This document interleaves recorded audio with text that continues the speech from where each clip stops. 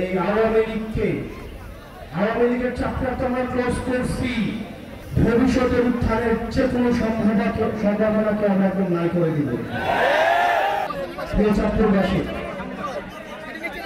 আমরা এমন একটা দেশে বাস করি, আপনি রাস্তায় বেরোলে বাসের ট্রাকে চাপা পড়ে মরবেন, আপনি লঞ্চে উঠলে ডুবে মরবেন, কনস্ট্রাকশনের বিল্ডিং এর পাশ দিয়ে উঠলে হাঁটলে ট্রেন চাপা পড়ে মরবেন, আপনার উপরে প্লেন ক্র্যাশ করলে আপনি মারা যাবেন।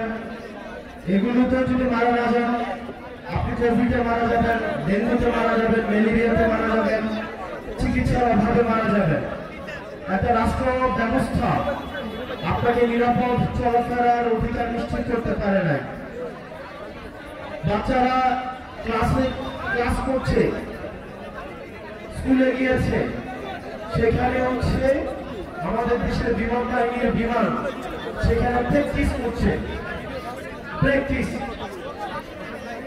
মানুষের জীবন বাংলাদেশের এস্টাবলিশমেন্টের কাছে হচ্ছে প্র্যাকটিসের বিষয়। এই যে অবহেলা, এর ড্রাইভার অবশ্যই এই বাহিনীকে অবশ্যই নিতে হবে।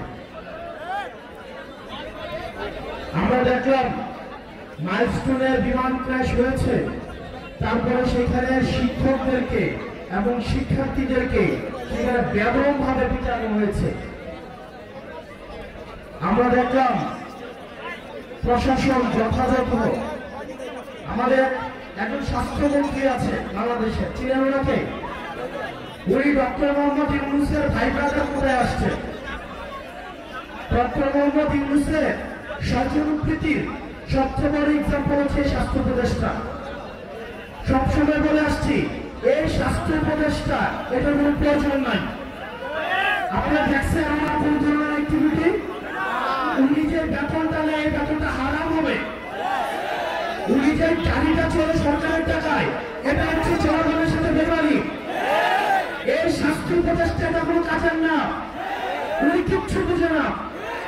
উনি স্বাস্থ্য ব্যবস্থা বুঝে না, উনি চিকিৎসা বুঝে না, উনি ইনস্ট্রুমেন্টাল না, কোনো নলেজ নাই। ওনার একমাত্র যোগ্যতা, উনি গ্রামীণ ব্যাংকে ছিল এবং ডক্টর মোহাম্মদ ইউনূসের হচ্ছে খুব কাছের মানুষ। এইটাই ওনার যোগ্যতা। এই স্বাস্থ্য উপদেষ্টা নিয়ে আমরা কি করিব? এবং দুঃখজনক বিষয়, উনি নিজে চিকিৎসা করাইতে সিঙ্গাপুর যায়। এখন আমরা বললে তো হচ্ছে বিরাট বেকার হয়, আমরা বললে রাগ হয়, রাগ।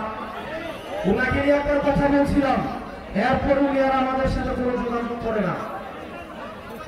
এই স্বাস্থ্য উপদেষ্টার অনীতি বিলম্বে এই জনগণের যে টাকা পয়সা উনি বেতন দিছে, সেগুলো রাষ্ট্রদার কোষাগারে জমা দিয়ে ওনার অনীতি বিলম্বে পদত্যাগ করা উচিত।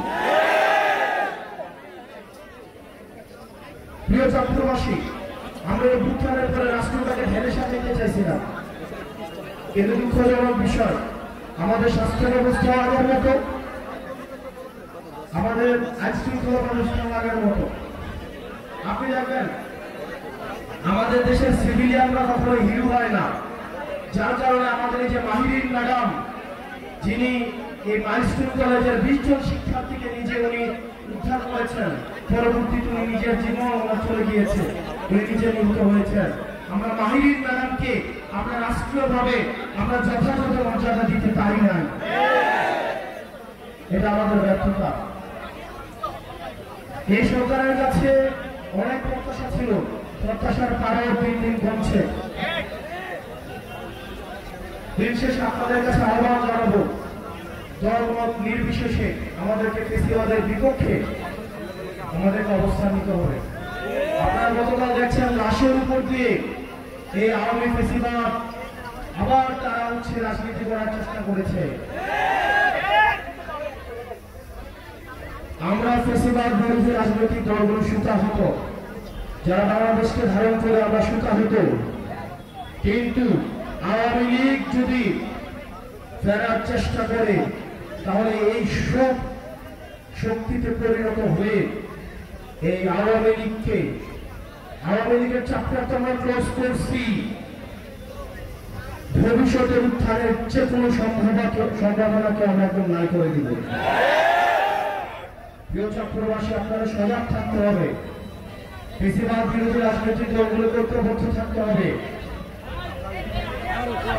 আমরা একসাথে একটা সুন্দর বাংলাদেশ বিনির্মাণ করব, যে বাংলাদেশের রাস্তায় বেরোলে আপনাকে দুর্ঘটনার সম্ভাবনা থাকবে না, যে বাংলাদেশে আপনার সুচিকিৎসা নিশ্চয়তা থাকবে, যে বাংলাদেশে আপনার বাচ্চা স্কুলে পাঠাইলে বিল্ডিং ভেঙে পড়বে, আকাশ থেকে প্লেন ভেঙে পড়বে, এই ধরনের রাষ্ট্র ব্যবস্থা আমরা চাই না। এগুলো তদন্ত করা হোক, হাসিনার আমলে কি পরিমাণ দুর্নীতি করা হয়েছে। আমরা শুনছি বিমান বাহিনীর সাবেক প্রধান নাকি ৩,০০০ কোটি টাকা দুর্নীতি করছে। এই বিমানগুলো কিন্তু হাসিনার আমলে কেনা। আমরা বিমান বাহিনীর যে ভাইরা রয়েছেন, আমরা আপনাদের নিরাপত্তাও চাই। আপনাদের নিরাপত্তাও কিন্তু ঝুঁকিতে রয়েছে। এইসব ইনস্ট্রুমেন্ট এগুলো কি সঠিক কিনা, ঝুঁকিমুক্ত কিনা, সেগুলো আপনাদের বিবেচনার সুযোগ আসছে। আপনারা সেগুলো বিবেচনা করুন, নিজেদের আবার পুনর্মূল্যায়ন করুন। আপনারা ভালো থাকবেন, সুস্থ থাকবেন। আমরা যেন এই জাতীয় শোককে আমরা কাটিয়ে উঠতে পারি। যারা নিহত হয়েছে তাদের আত্মার মাগফিরাত কামনা করছি, আল্লাহ তাদের জান্নাত নসিব করুন। যারা আহত হয়েছে, বাচ্চা বাচ্চা ছেলেরা 3 বছর 7 বছরের, আল্লাহ তাদের সুস্থতা দান করুন, আল্লাহ তাদের সুস্থতা ন্যায় করুন। আল্লাহ আমাদের রাষ্ট্রীয় সংকটগুলোকে আল্লাহ আমাদের উত্তরণ করার তৌফিক দান করুন। আপনারা সবাই ভালো থাকবেন, সুস্থ থাকবেন, আমাদের সবার জন্য দোয়া করবেন। আমরা একসাথে একটা সুন্দর একটা বাংলাদেশ বিনির্মাণ করবো।